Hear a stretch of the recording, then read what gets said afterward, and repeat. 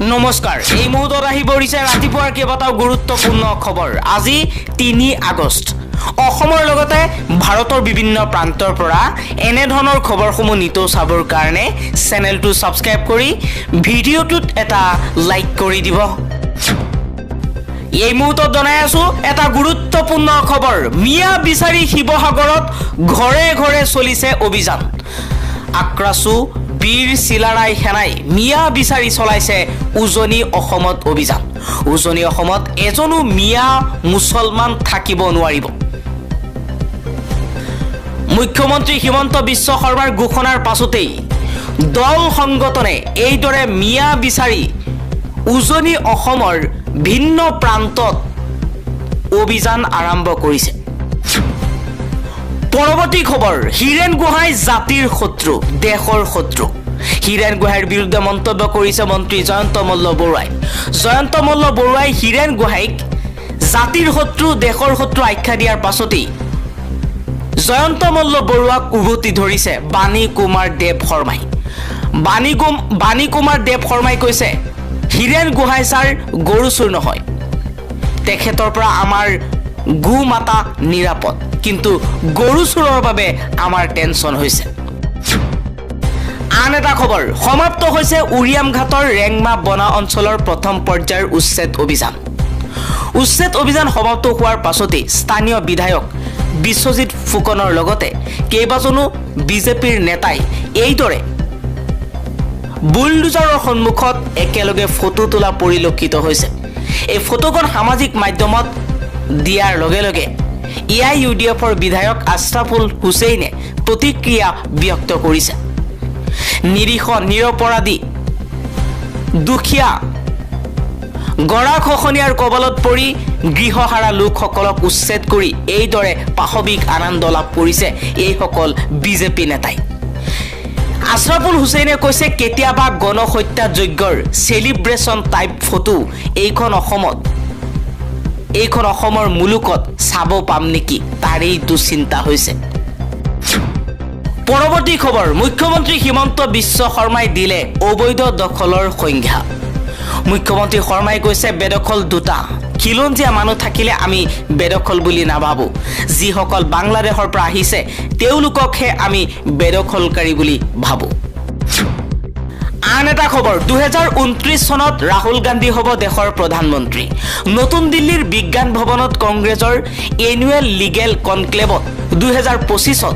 কৰ্ণাটকৰ উপমুখ্যমন্ত্ৰী ডিকে শিৱকুমাৰে এই দাবী উত্থাপন কৰিছে আৰু 2029 চনত ৰাহুল গান্ধীয়ে দেশৰ প্ৰধানমন্ত্ৰী হ'ব বুলি মন্তব্য কৰিছে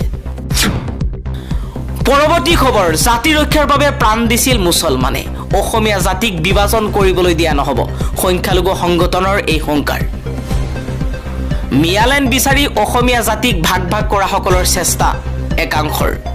আৰু এই চেষ্টা কেতিয়াও সফল হ'বলৈ দিয়া নহব বুলিও মন্তব্য কৰিছে দল সংগঠনে কিন্তু কোনো পধ্যেই অসমীয়া জাতিক ভাগ কৰিবলৈ দিয়া নহব বৰ্তমান সময়ত 2026 চনৰ নিৰ্বাচনৰ প্ৰাক মুহূৰ্তত অসমত হিন্দু মুছলমানৰ ৰাজনীতি আৰম্ভ হৈছে হিয়া সকলো মানুহেই দেখি আছে উজনি অসমত কেইটামান দল সংগঠনে মিয়াৰ বিৰুদ্ধে অভিযান চলাই আছে এনেকৈ কেতিয়াও বাংলাদেশীৰ সমস্যা সমাধান নহয় চৰকাৰে আলোচনা কৰিব লাগিব চৰকাৰে চেষ্টা কৰিব লাগিব কিন্তু চৰকাৰে কোনো চেষ্টা নকৰি কেৱল মাত্ৰ আসনখন পাবলৈ মুখ্যমন্ত্ৰীৰ আসনখনত বহিবলৈ এনেকুৱা নিকৃষ্ট ৰাজনীতি কৰাৰ অভিযোগ সংখ্যালঘু সংগ্ৰাম পৰিষদৰ আন এটা খবৰ অখিল গগৈৰ মতে অসমখন নচলে অখিল গগৈৰ স্থিতি সদায় অবৈধ বেদখলকাৰীৰ পক্ষত মিয়ালেন ক'ত হ'ব নাজানো কিন্তু অসমত কেতিয়াও মিয়ালেন হ'ব নোৱাৰে মন্তব্য বিজেপিৰ বিধায়ক ভৱেশ কলিতাৰ পৰৱৰ্তী খবৰ প্ৰধানমন্ত্ৰী কিষাণ নিধি আঁচনিৰ 20 নম্বৰ কিস্তিৰ ধন মুকলি কৰা হৈছে প্ৰধানমন্ত্ৰী নৰেন্দ্ৰ মোদীয়ে আনুষ্ঠানিকভাৱে এই ধন মুকলি কৰি দিছে প্ৰধানমন্ত্ৰী কিষাণ সন্মান নিধি আঁচনিৰ হিতাধিকাৰীসকলে চেক কৰক বেংক একাউণ্ট যোৱাকালি প্ৰধানমন্ত্ৰী কিষাণ সন্মান নিধি আঁচনিৰ 20 নম্বৰ কিস্তিৰ ধন প্ৰধানমন্ত্ৰী মোদীয়ে মুকলি কৰি দিছে পৰৱৰ্তী খবৰ আমচুৰ নেতা আইনুদ্দিন আহমেদ সৰব হৈ পৰিছে একাংশ নেতাৰ বিৰুদ্ধে জাইনুদ্দিন আহমেদে কৈছে আইন হাতত ল'ব বিচৰা সকললৈ আহ্বান দুৰ্বল শ্ৰেণীক অত্যাচাৰ কৰা সহজ কাম অসমৰ মাটি বেদখল দিয়া কাষৰীয়া ৰাজ্যৰ পৰা মুক্ত কৰক মাটি অসমৰ গাতে লাগি থকা ৰাজ্যসমূহে অসমৰ হাজাৰ হাজাৰ হেক্টৰ বিঘা ভূমি বেদখল কৰিছে নগাই বেদখল কৰিছে কিন্তু নগাৰ বেদখলৰ পৰা মুক্ত কৰাৰ কোনো চিন্তা চৰ্চা কৰা নাই অসমৰ কোনো দল সংগঠনে কিন্তু মিয়া মুছলমানৰ ওপৰত অত্যাচাৰ কৰা সহজভাৱে তেওঁলোকক বিভিন্ন প্ৰকাৰে বিভিন্ন দলে বিভিন্ন সংগঠনে হিমন্ত বিশ্ব শৰ্মাৰ পৰোচনাত পৰি অত্যাচাৰ কৰিছে আন এটা খবৰ আমছু নেমছু মুছা আদি সংখ্যালঘু দল সংগঠনৰ উচতনিৰ বাবেই বিপদত পৰিছে সংখ্যালঘু মুছলমান লোক উচ্ছেদৰ নামত প্ৰতিবাদ কৰি ৰাজনৈতিক মুনাফা উঠাইছে একাংশ নেতাই নাম নোলোৱাকৈ দিল্লীত সংবাদমেল পাতি ৰাষ্ট্ৰীয় উলামা কাউন্সিলৰ নেতাৰ বৃহৎ মন্তব্য ৰাষ্ট্ৰীয় উলামা কাউন্সিলৰ নেতাৰ মন্তব্যক লৈ সৰব হৈ পৰিছে আমছু নেমছু আৰু মুছাৰ নেতাসকলে কৈছে যে ৰাষ্ট্ৰীয় উলামা কাউন্সিলৰ নেতাসকল বিক্ৰী হৈছে চৰকাৰৰ হাতত যাৰ বাবে এনেকুৱা ধৰণৰ অদ্ভুত মন্তব্য কৰিছে নিজৰ অধিকাৰ পাবলৈ প্ৰতিবাদ কৰিবই লাগিব নহলে চৰকাৰৰ কাণসাৰ একোৱেই নাথাকিব বুলি মন্তব্য কৰিছে আমছু নেমছু আৰু মুছাৰ নেতাসকলে পৰৱৰ্তী খবৰ 7 দিনৰ ভিতৰত তালি টোপোলা বান্ধি বাংলাদেশলৈ যাওক মিয়া অসম ত্যাগ নকৰিলে মিয়াৰ অৱস্থা বেয়া কৰি দিয়াৰ হুংকাৰ ঘৰে ঘৰে মিয়া বিচাৰি বৃহৎ অভিযান ভাড়া ঘৰে ঘৰে মিয়া বিচাৰি অভিযান চলাইছে উজনি অসমৰ দল সংগঠনে আন এটা খবৰ মুছলিম মানে বিয়া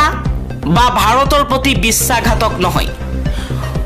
সুপাৰষ্টাৰ আমিৰ খানৰ এই মন্তব্যৰ পাছতেই এক চৰ্চাৰ কেন্দ্ৰবিন্দু হৈ পৰিছে অভিনেতা আমিৰ খানে কৈছে মুছলিম মানে বিয়া বা ভাৰতৰ প্ৰতি বিশ্বাসঘাতক নহয় মুছলমানে ভাৰতৰ বাবে ত্যাগ কৰিছে মুছলমানে ব্ৰিটিছ খেদাত অৰিহণা যোগাইছে ব্ৰিটিছে অধিক মুছলমানক হত্যা কৰিছে মুছলমানে ভাৰতৰ বাবে ত্যাগ কৰিছে কিন্তু আজি মুছলমানক মুছলিম বুলি ভাবিলেই মুছলমান বুলি দেখিলেই কিছুমান মানুহে বেয়া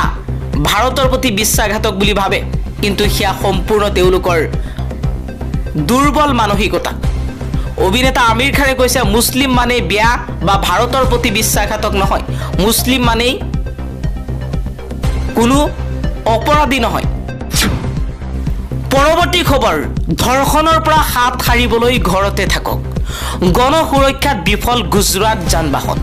আৰক্ষীৰ এই অদ্ভুত পোষ্টাৰক লৈ বিতৰ্ক আৰম্ভ হৈছে গুজৰাটত ৰাজ্যত বৃদ্ধি পোৱা ধৰ্ষণ বন্ধ কৰাত ব্যৰ্থ হৈ পৰিছে গুজৰাট চৰকাৰ গুজৰাট প্ৰশাসনক কাৰ্যত ৰাজ্যৰ আইন শৃংখলা ব্যৱস্থাক জোকাৰি গৈছে আৰু ধৰ্ষণৰ পৰা হাত সাৰিবলৈ মহিলাসকল ঘৰতে থাকিবলৈ প্ৰস্তাৱ আগবঢ়াইছে আন এটা খবৰ গুৱাহাটী মহানগৰীত প্ৰচণ্ড বৰষুণৰ সতৰ্কবাণী মহানগৰবাসীক সতৰ্ক হৈ থাকিবলৈ পৰামৰ্শ দিলে বতৰ বিজ্ঞান বিভাগে ভাৰতৰ বতৰ বিজ্ঞান বিভাগে আগন্তুক কেইদিনমানৰ ভিতৰত গুৱাহাটীত ধাৰাসাৰ বৰষুণৰ সতৰ্কবাণী জাৰি কৰিছে তেওঁলোকে ভৱিষ্যতবাণী কৰিছে যে মাত্ৰ 24 ঘণ্টাৰ ভিতৰতে প্ৰচণ্ড বৰষুণ হ'ব পাৰে প্ৰচণ্ড বৰষুণৰ সমান্তৰালকৈ কিছু অঞ্চলত ধুমুহা বজ্ৰপাত আৰু প্ৰচণ্ড বতাহৰ লগতে ঘণ্টাত 40ৰ পৰা 50 কিলোমিটাৰ গতিবেগ হ'ব পাৰে পৰৱৰ্তী খবৰ ভাৰতীয় ৰাজনীতিত পৰমাণু বোমা ফুটালে ৰাহুল গান্ধীয়ে কপি উঠিব পাৰে চৰকাৰৰ ভেটি লোকসভাত বিৰোধী দলৰ নেতা ৰাহুল গান্ধীয়ে শুকুৰবাৰে বিস্ফোৰক অভিযোগ উত্থাপন কৰি কৈছে যে ভোট চুৰি চলি আছে আৰু নিৰ্বাচন আয়োগৰ পোনপটীয়াকৈ এই ষড়যন্ত্ৰত হাত আছে তেওঁৰ ভাষাত আমাৰ হাতত এনে প্ৰমাণ আছে যিবোৰ পৰমাণু বোমাৰ দৰে বিস্ফোৰণ ঘটাব য'ত সমগ্ৰ দেশেই বুজিব যে নিৰ্বাচন আয়োগে কেনেকৈ বিজেপিৰ হৈ জয়ী হ'বলৈ ভোট চুৰিৰ সুবিধা প্ৰদান কৰিছে সংসদৰ বাহিৰত সাংবাদিকৰ সৈতে মুখামুখি হৈ ৰাহুল গান্ধীয়ে কৈছে এতিয়া আমাৰ হাতত মুকলি আৰু বন্ধ গোচৰ আছে আয়োগে বিজেপিৰ সপক্ষে ভোট চুৰি কৰাত সহায় কৰিছে মই এই বিষয়ে 100% নিশ্চিত আমি নিজাববীয়াকৈ তদন্ত চলাইছো 6 মাহ ধৰি যি তথ্য আমি লাভ কৰিছো সেইটোৱেই এটম বোমা এই প্ৰমাণ সন্মুখলৈ আহিলে নিৰ্বাচন আয়োগ নাথাকিবই ৰাহুল গান্ধীয়ে কৈছে মধ্যপ্ৰদেশ লোকসভা আৰু মহাৰাষ্ট্ৰৰ বিধানসভা নিৰ্বাচনত আমাৰ সন্দেহ আছিল। মহাৰাষ্ট্ৰত 1 কোটি নতুন ভোটাৰ সংযোজন হ'ল। তাৰ পিছত নিৰ্বাচন আয়োগৰ পৰা সহায় নোলোৱাকৈ আমি নিজাববীয়াকৈ তদন্ত চলাইছিলোঁ। এই ষড়যন্ত্ৰত জড়িতসকল ওপৰৰ পৰা তললৈ কোনেও ৰেহাই নাপাব। তেওঁলোকে দেশ বিৰোধী কাম কৰিছে, ইয়াৰ দেশদ্ৰোহ।